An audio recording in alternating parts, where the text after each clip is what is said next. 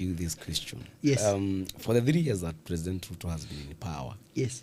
other than there's so many things that you think he has done bad or he has not been. He has not done. There are things he has done. He has done wrong. What do you think? What is this one thing that you think Ruto has done something that we can say it's positive and has changed the lives of Kenyans?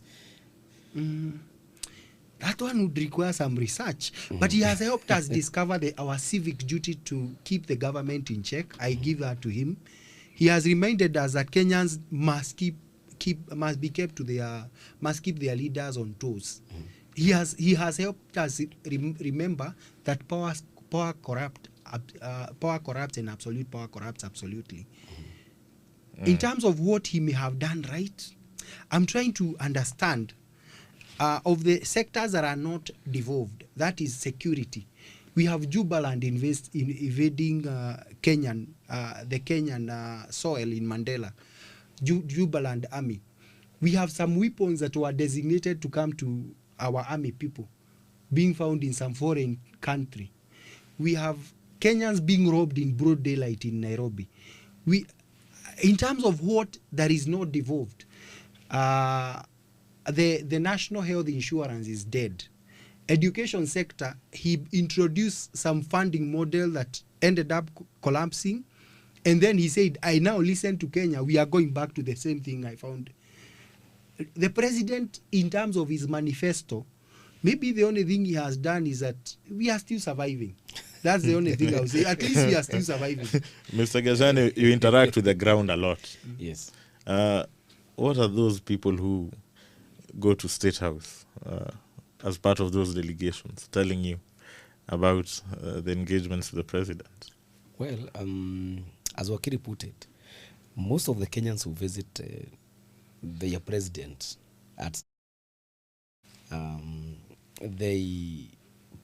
they say that the president reminds them that before he took over, unga prices was over 200 shillings. I don't know whether Wakili goes to the shop to buy or whether you have a contrary. You have contrary facts, you have alternative facts in regard to the Uber prices on. So they say that agriculture has done something. They also say that he has joined, he has shaken hands with Raila Odinga, and so he expects that the region that overwhelmingly voted for Raila in 2022, he is going to inherit that. And truth be told, politics are local, and the structure of Kenyan politics is that they are ethnic and tribal. So I do not want to say that Wakili's views here may be elitist, or because he comes from a certain region where they are all of a sudden in the opposition. But basically, that's what people say. I don't know what you say about it, Wakili. Wakili, you haven't heard anything positive in what Gashani has said about Ruto. I think there is a propaganda that the president has done something for the agriculture. You call it propaganda? That's propaganda. There was an issue of minimum guarantee returns. I'm just trying to engage in terms of what were the deliverables. He had talked about Garana Kulalu of putting, I think it was several thousands of acres. How far that project is still questionable. We still have we are still having a country where we have to import so as to ensure we don't fall short of our production. That the food basket does not run dry. I'm looking at those ones who might say the president has done something towards the subsidization of fertilizer.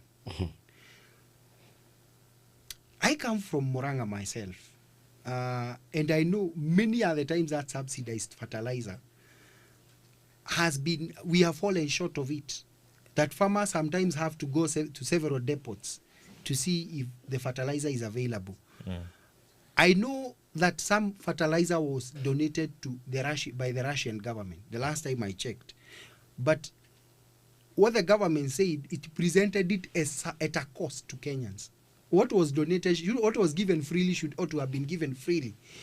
I'm looking at the macadamia sector. the president literally ruined it by allowing Chinese to come and buy from the Kenyan market, raw macadamia. So I'm trying to understand exactly what it is the president would brag about reviving the agricultural economy. Mumia Sugar, despite the protest by the locals on the over privatization, he proceeded to privatize. I may not say much about the Mumia Sugar, but I know a good number of farmers there are debt-laden. How the government ought to have done, and there are many other sectors. I'm looking at coffee, I'm looking at tea. Where are those minimum guarantee, those minimum guarantee returns? MGRs. Where are they? 3 years down the line, is he still blaming on the former regime for the public coffers that he made that were drained? And if that's still the position, why is it that no one has been arrested now that they are in power? Now that they can command police, they can command the DPP. Why is it that they have not arrested even a single individual who drained the coffers? But there was some, so there were facts in what the president was claiming.